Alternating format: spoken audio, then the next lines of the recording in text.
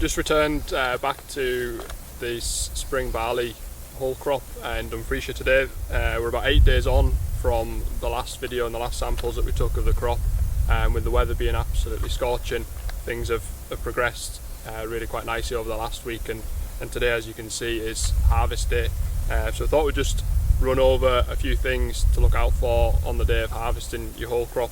A few things at the clamp and then also a few things in the field. So as you can see, the crop is ready, it's at the right stage and ready to go. Grain's developed nicely and is at the right level of maturity that we're looking for. We took a sample from the clamp a wee bit earlier on there for the first few times round, and that's one of the main top tips that we'd give you for any whole crop, whether that be a winter or a spring cereal, is check the first few loads.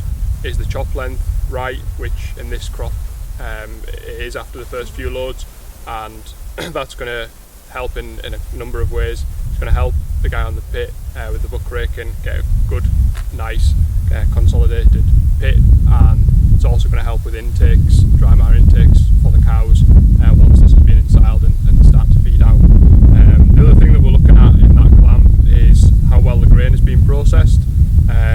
Is enough of the grain being cracked, and are we getting all of the grains being processed to the best of our ability?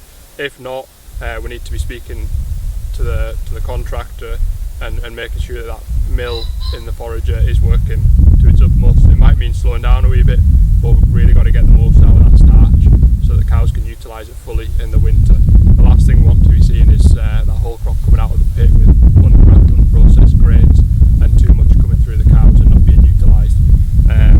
In this instance, the contractor's doing a really nice job. Chop length's absolutely spot on, grains are being processed, and they've not got too many trailers